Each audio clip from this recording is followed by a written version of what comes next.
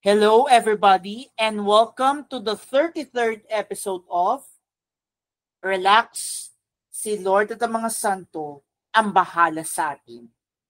This is JM, and now we are on our 33rd episode, and at the same time, we celebrate the 33rd annual World Day of the Sick as we commemorate the feast of Our Lady of Lourdes today, 11th of February.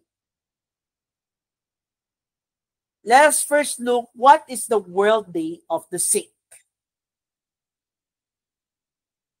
The World Day of the Sick, instituted by Saint Pope John Paul II as a special time of prayer and sharing of offering one's suffering for the good of the church, and of reminding us to see in our sick brother and sister the face of Christ, who by suffering, dying, and rising, achieved the salvation of humankind.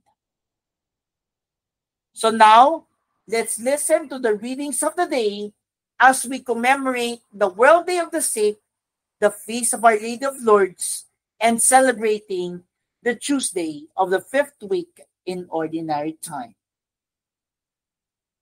Our first reading is taken from the book of Genesis, chapter 1, verse 20, to chapter 2, verse 4a. A proclamation from the book of Genesis. God said, "Let the water teem with an abundance of living creatures, and on the earth let birds fly beneath the dome of the sky." And so it happened. God created the great sea monsters and all kinds of swimming creatures, with which the water teems, and all kinds of winged birds. God saw how good it was. And God blessed them, saying, "Be fertile, multiply, and fill the water of the seas, and let the birds multiply on the earth." Evening came, and morning followed, the fifth day.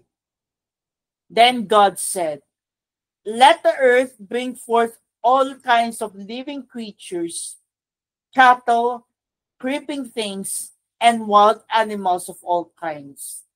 And so it happened. God made all kinds of wild animals, all kinds of cattle, and all kinds of creeping things of the earth. God saw how good it was. Then God said, "Let us make man in our image after our likeness. Let them have dominion over the fish of the sea, the birds of the air, and the cattle, and over all the wild animals, and all the creatures that crawl on the ground." God created man in his image. In the image of God, he created them. Male and female, he created them.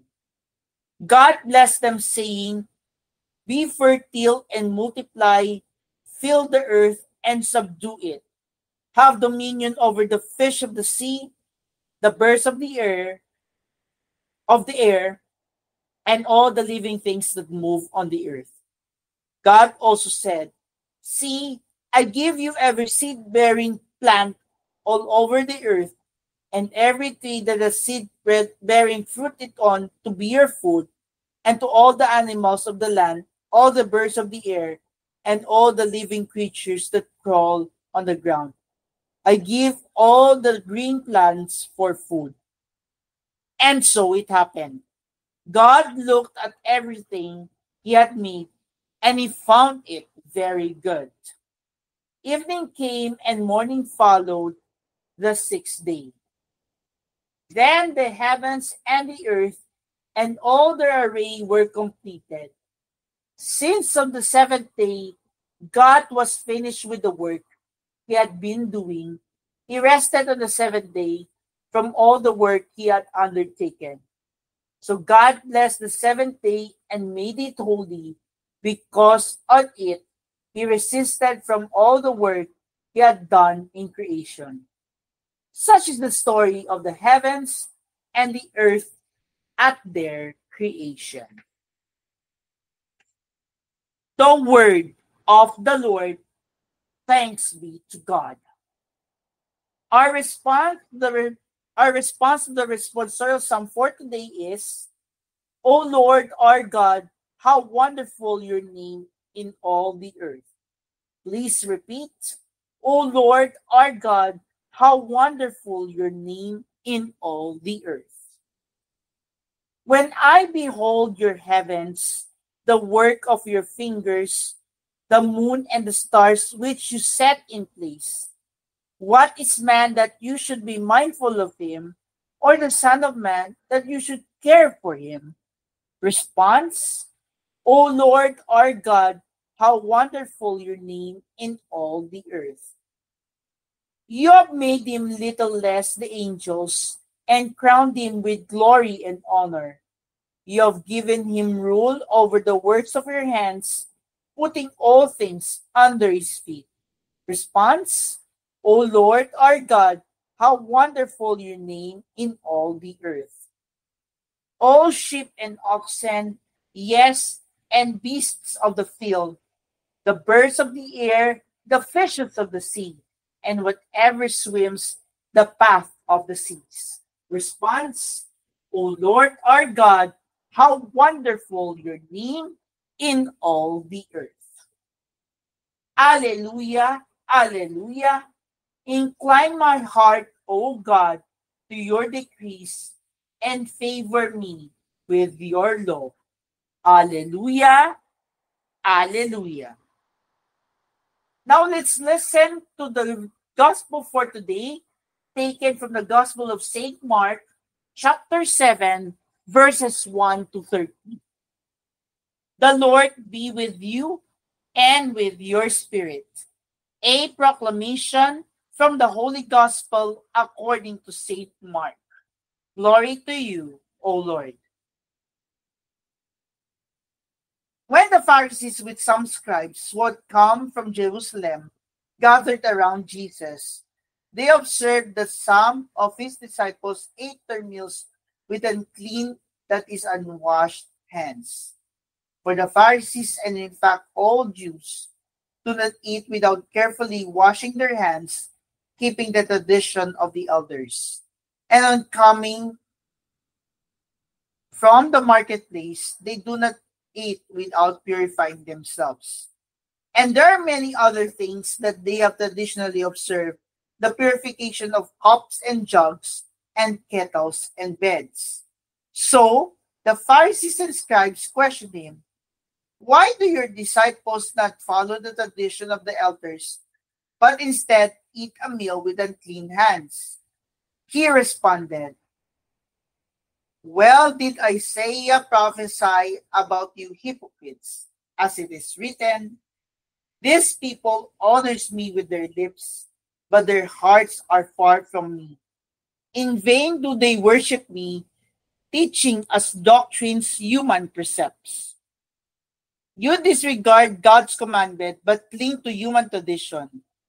He went on to say, how well you have set aside the commandment of God in order to uphold your tradition.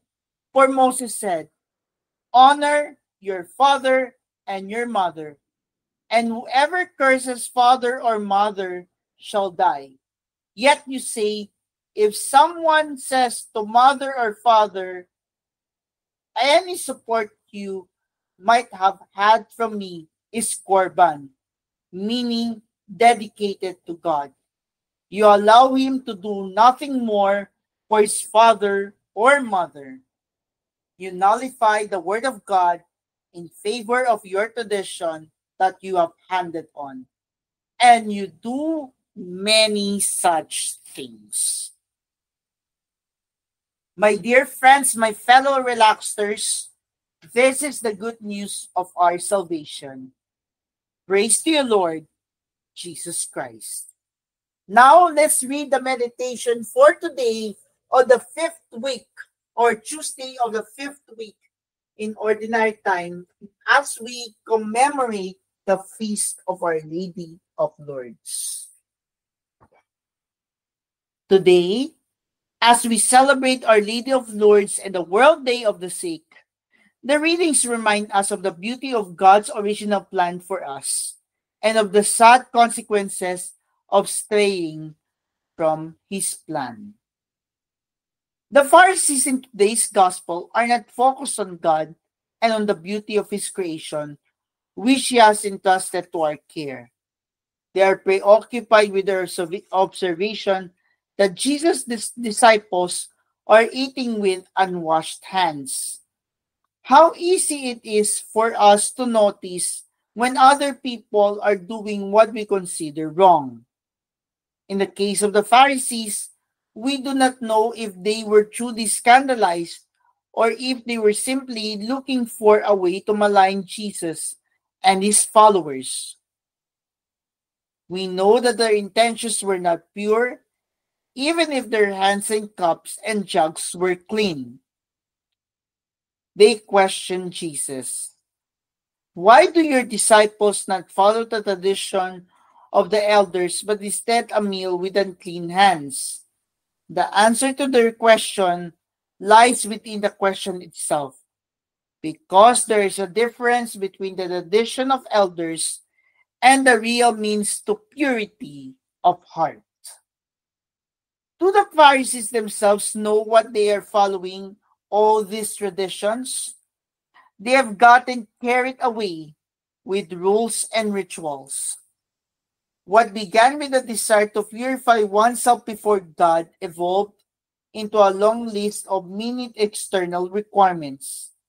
Since the scribes and Pharisees are scholars of the scriptures, Jesus quotes for them a passage from the prophet Isaiah. This people honors me with their lips, but their hearts are far from me. That's according to Isaiah chapter 29, verse 13. He is letting them know that God makes a distinction between their lips and their hearts. Their many purifying acts are not making their hearts any purer. Quite the opposite. They are becoming proud and judgmental. Then Jesus turned the tables on them. If they want to start a conversation about who is not following the law, they will have to answer why they themselves are not following one of the 10 commandments. He points out them the fourth commandment: honor your father and your mother. Then he warns them, you nullify the word of God in favor of your tradition that you have handed on. Jesus' words give us a welcome opportunity to examine our own religious practices and traditions. Do we know why we do them? What are we trying to accomplish? Many of our practices are good or have arisen as genuine expressions of faith. But if we get so fixated on performing rituals without the proper understanding and motive, we can turn them into superstitions. One person may put a rosary on his rear view mirror as a reminder of the presence of Our Lady, while another may treat it as a good luck charm. We can evaluate all we do based on whether our practices honor God and draw us close to Him. Otherwise, we may be clinging to external so-called human tradition. Let's take a look on the first reading. What does the first reading tell us? The first reading takes us back to God's original plan. He crowns His work of creation with the creation of man, male and female, and He finds it not only good, but very good. We are not created simply to fulfill arbitrary requirements. we are made in the image of God. This extraordinary truth is well worth pondering.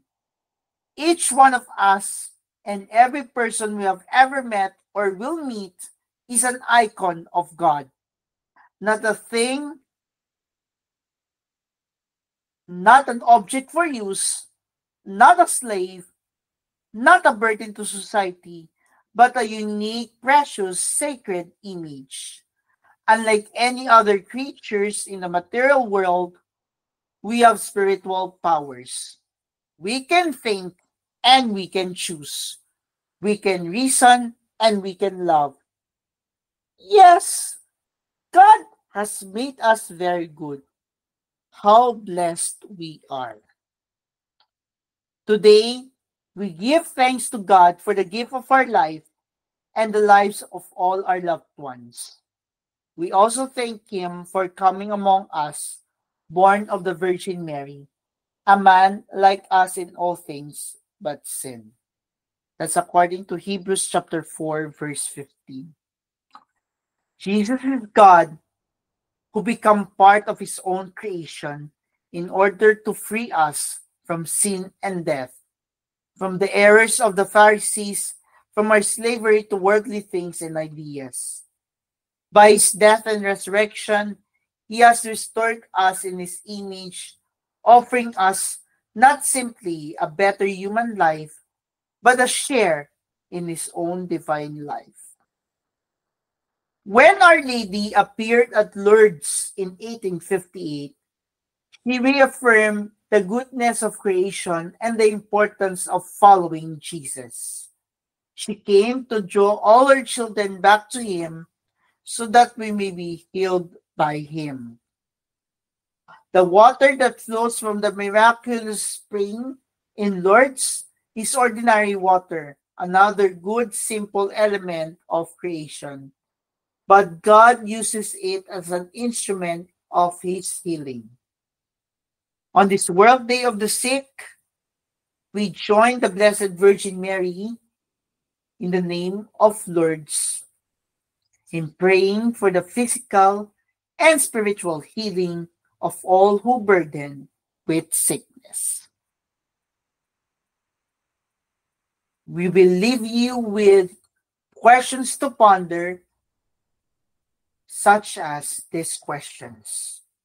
Why am I sometimes preoccupied with the external rituals of others? When am I most tempted to judge others if they do not perform the religious duties as I do? And how often do I thank God for the precious gift of my life and that of others? Now, let's take a look at the life of Our Lady of Lourdes, or the apparition of Our Lady of Lourdes. On February 11, 1858, the Blessed Virgin Mary appeared for the first time to a simple peasant girl, Bernadette Soubirous, in a grotto near Lourdes, France.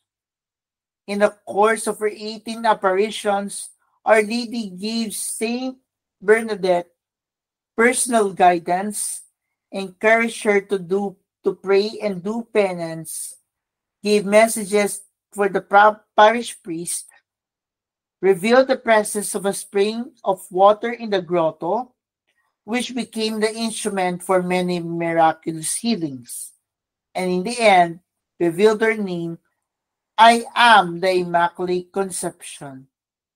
The shrine at Lourdes is one of the most venerated pilgrimage sites in the world.